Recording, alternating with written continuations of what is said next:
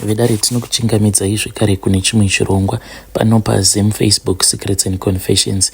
Tadzoka zvekare nemamwe mamessages. Regedzai tibva tapinda mumamessages edu atadzoka takakubatirai. Message yedu yekutanga yakamira sekudai so: hanzi makadi zvenyu mukoma, ndinokumbirawo kuti munge muchindiposterawo nyaya yangu makavika chitupa changu. Ndikudawo advice kubva kune vedare renyu. So ndakamitiswawo neumwe murume uyo wandiri kudanana naye. Murume uyu ane mari dzake, but he is a single guy when I met him. And chinondirwadza ndechekuti ari kuti ndiri kufanira kuti ndinge ndichibvisa nhumbu. Ndakamubvunza kuti haukwanisi here kundichengeta? Akabva ati iwe nemari dzandinadzo ndingakonewa sei kukuchengeta? Ndikabva ndati saka why uri kuda kuti ndinge ndichibvisa nhumbu yet kana mwana hauna? Murume uyu wandiri kudanana naye iye ane 35 years, inini ndine 24 years. Handisati ndakambopinda mumarriage. Ndanga ndichitofungidzira kuti this was the perfect time for me to get married. Everything was going on perfectly. Pandainge ndichiri kuZim ndisati ndauya kuno kuSouth Africa, ndaiva nemukomana wangu wandaidanana naye. I thought kuti he was the one that I was going to get married to. But mukomana achi pane zvakazongoitikawo ndokubva azodanana futi nomwe musikana uyo akabva atomutizira. Then akabva ati kwandiri, iwewe sinzi usati wava nenhumbu hazviiti kuti ndirambe munhu ane nhumbu yangu. Saka ndokubva atoroorana naye musikana uyo. I was so heartbroken mukoma. Ndakaita sekunge ndichazvisungirira, but ndikangozviudza kuti life has to go on. Nerimwe zuva ndopandakabva ndazotaura nefriend yangu ikabva yazoti kwandiri ndainge ndichifanira kuti ndinge ndichizouya kuno kuSouth Africa. Ndokuzotouya kwandakaita kuno kuSouth Africa. Ndakati ndauya kuno, I then gave myself a task yekuti ndinofanira kungotsvaka mari chete, izvo zvevanhurume ndinofanira kuti ndinge ndichizosiyana nazvo. But I started to feel so lonely because inini ndinoshanda as a stay in. Ndikati zviri nani kuti ndingotsvakawo munhu wangu wekuti ndinge ndichingonakidzana naye pafoni, tichingoita musikanzwa pafoni, zvongopererawo pafoni ipapo. Ndakabva ndazosangana naye murume uyu akazondimitisa. Ndakasangana naye paFacebook, paakanditumidzira friend request. Ndakanakirwa because ndakatotanga kutovhiwa profile yake, ndichiona mapictures ake, ndikatoona kutoti munhu uyu andoratidza kutoti andorarama kaupenyu katoribo. So takaramba tichingodanana paya until one day azondiudza kuti ainge achida kuti ndinge ndichiuya kuprovince ikoko kwaanogara. Akanditumidzira mari, ndikabva ndazoenda kuya. Asi mukomanashi ndakati ndasvika kuya usiku hwakazoti wasvika, munhu kwava kuramba kuti tinge tichishandisirana dziviriro. Saka nekuda kwekuti ndainge ndakaona motikari yake, even the house, the place where we were, a very beautiful house, ndichitorakidzwa dzimwe mari dzainge dziri mumabank account, ndikatoona kuti zvainge zviri nani kuti ndinge ndichingorara naye pasina dziviriro. Ndichiti zvimwe kuda ndokutotiziswa kwacho. Saka takaita bonde usiku hwose. Ndakararwa mukoma kubva musi weFriday wandakasvika no dziviriro until musi weSunday makuseni. Zvino dzakazoti dzava kuma 9 early in the morning. Akabva azondibvunza kuti so what are your plans for the day? Ndikati what do you mean kuti what are my plans for the day? Akabva anditi unotarisira kudzokera nguvai? Ndakavhunduka ende ndakarohwa nehana. Ndikati munhu uyu ari serious? Anyway, I did not want to seem so desperate. Ndikabva ndati kasi wangu achida kuti ndinge ndichidzokera here? Akabva ati yes, nekuti there is somewhere where I need to be. Akabva anditi ainge aine this business trip that he was supposed to take and he was going to Durban. Ndikabva ndati iripo. Ndokubva ndapiwa mari. He then went with me to the taxi rank and he dropped me there.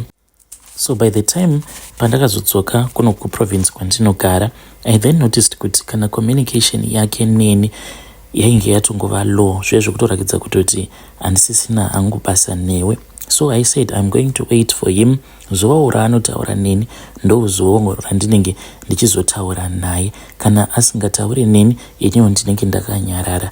Mukomanashi ndopandakabva ndazofind out kuti ndava nepamuviri. I was excited and I was nervous. Ndakabva ndazotora mapictures pregnancy test, ndokubva ndazomutumidzira. Haana kana kumbondipa response. Ndakazomufonera. This was maybe an hour later. ndichimubvunza kuti naiwe saka unoreva kuti mapictures andakutumidzira you do not even have anything to say. Akabva anditi anything to say about what? Ndikati ko I am pregnant ka I am pregnant for you. Mukomanashi akazoti I will call you later on. Ndakaswera muswere wese wezuva mukomanashi ndakangomirira kuti munhu ange achindifonera. Ndini ndakazotoita wekutofonera mushure mekunge ndachaisa. Akabva andeti nhumbu iyoyo ndikuda kuti unge uchiibvisa. Ndozvaakandiudza. I thought kuti he was joking. Ndokubva atondiisira mari. Akandiisira mari mushure mekunge andibvunza kuti ikoko unokwanisa kuenda here kugovernment hospital wanobviswa nhumbu iyoyo. Ndakabva ndamuti no, I am not going to do that. Nexenophobia iriko ndotoenda ikoko ndichitoti ndoda kubvisa nhumbu. Akabva anditi ndava kukutumidzira mari yekuti unge uchienda kunobviswa nhumbu kwaprivate. Saka akanditumidzira mari inokwana iyo kuita 4,000. Akanditi kana kuri kunzi mari iyoyo ikasakwana ikashota uzondiudza ndinokutumidzira zvekare imwe mari. Saka we have been talking mukomanashi. Iye ari kungoti pose pandinotaura naye anenge achingondibvunza kuti saka wazodii, wabvisa nhumbu yacho here? Zonosvika ndichimubvunza kuti iwe uri kuda kuti ndibvise nhumbu iyi why? Kasi hauzogoni here kundichengeta nemwana wako? Akabva anditi nemari yose yandiinayo unofungidzira kuti ndingatadza kukuchengeta here? Ndikabva ndati saka why uri kuda kuti ndiibvise? He did not even give me any answer up to now. So handiziviwo mhuri yeZimbabwe kuti ndoita sei. Ndoramba ndakachengeta pamuviri apa here kana kuti ndongobvisa nhumbu yacho? Vedare ndo message iyo yandakatumidzirwa ichibva kuna vanzvadzi vedu. Ngatizame kuti tinge tichitaura navo vanzvadzi vedu ava mucomment section. Hanzi handizivi kuti ndoita sei, ndochengeta pamuviri apa here kana kuti ndongoenda kunobvisa nhumbu yacho. Zvakangooma hazvo veduwe. Rekedzai tibva taenda panyedu inotevera. Nyedu inotevera yakamira sekudai so. Hanzi makadi zvenyu mukoma, ndinokumbirawo kuti munge muchindiposterawo nyaya yangu makavika chitupa changu. Inini nemudzimai wangu takaendawo kuMozambique. Patakaenda kuMozambique takaenda tikabva tanoromba.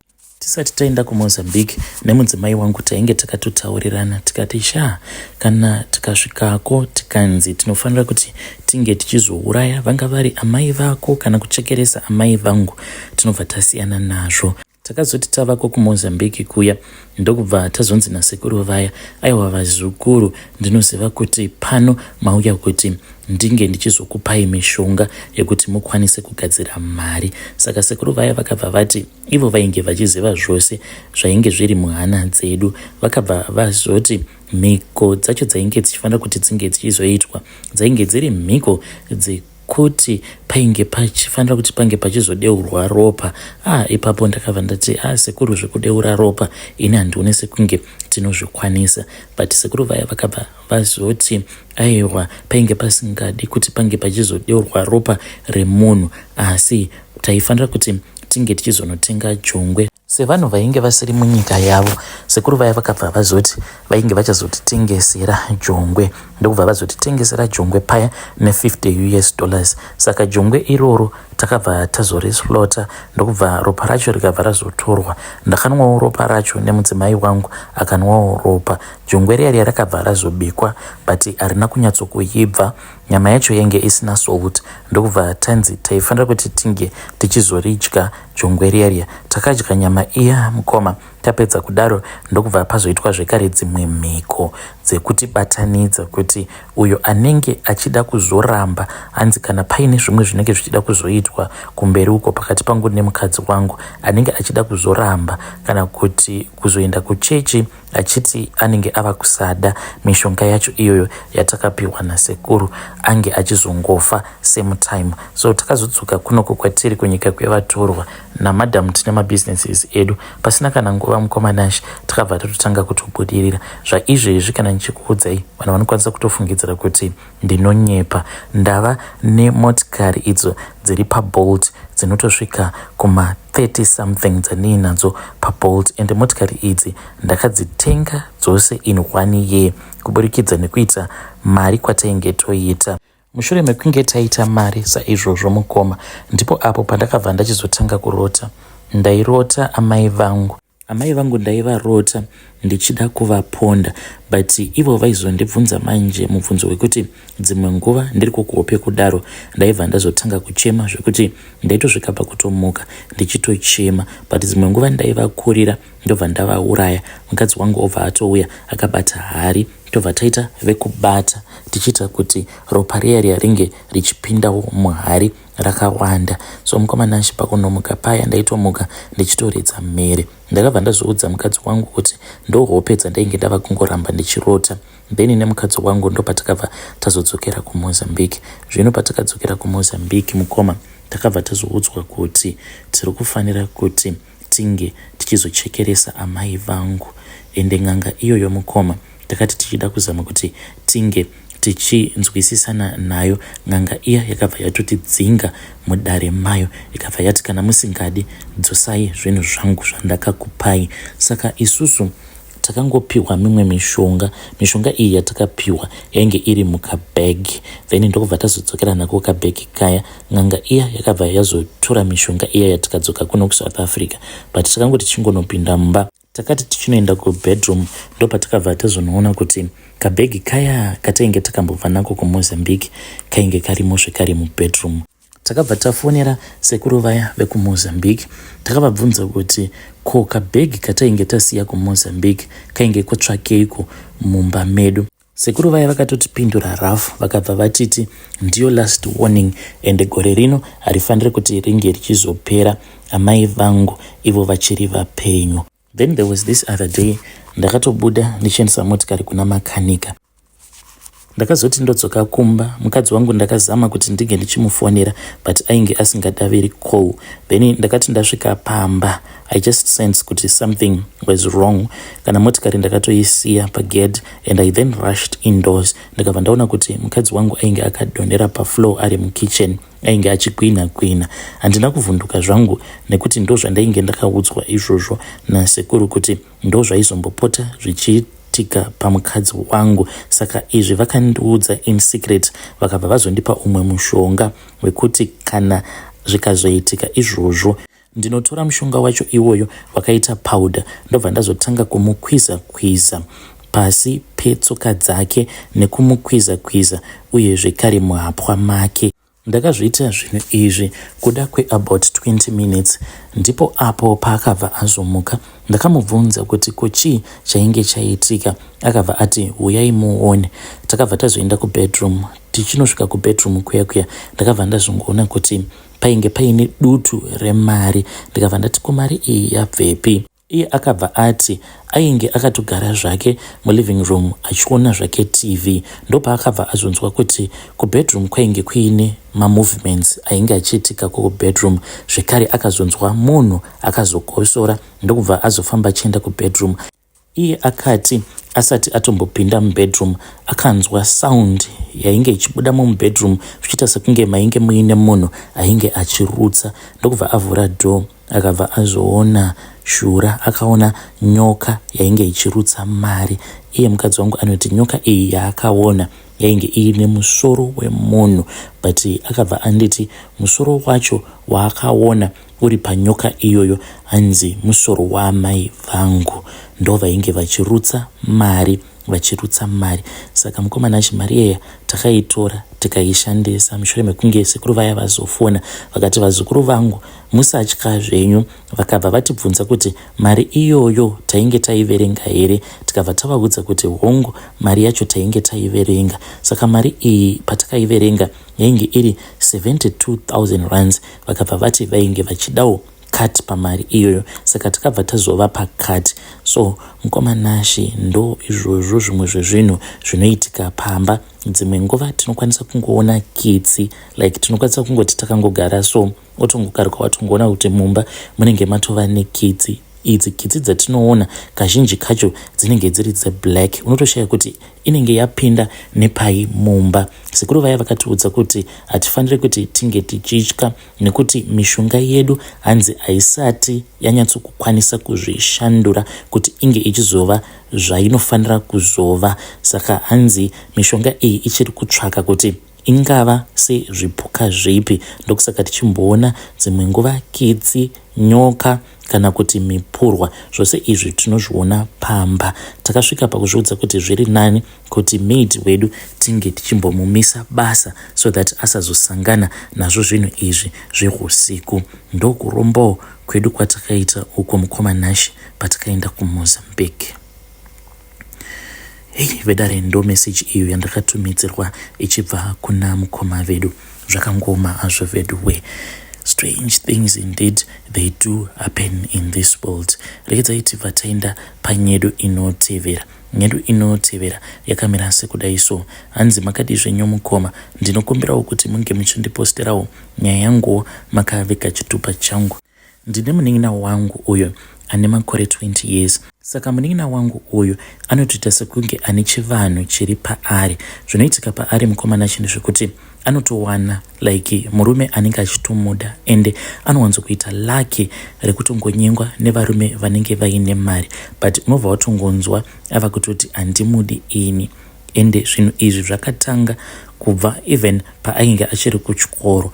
Waingonzwa ava kuti nenguva wandanga ndichidanana naye ndamuramba. Ndaiti kana ndikamubvunza kuti wamurambireiko, iye aibva ati amenosisi kungonzwa ndichingobhoyekana naye.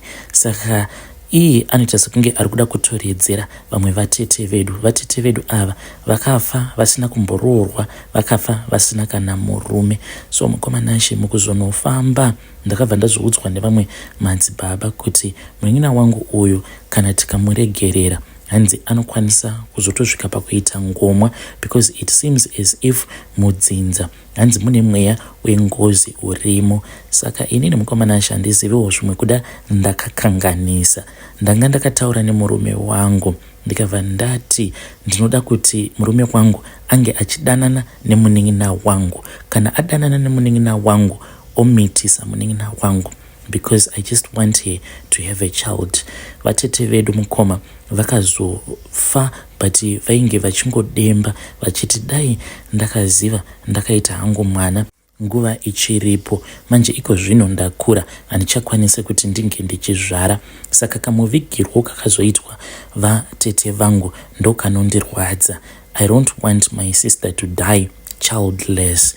Saka handizivi kuti izvi zvandikuda kuti murume wangu ange achizoita zvinoitawo here vedare. Hey, vedare ndo message iyo yandakatumidzirwa ichibva kuna vanzvadzi vedu. Yo, zvakangoma hazvo vedu we. Ngatizame kuti tinge tichitaura navo vanzvadzi vedu ava mucomment section.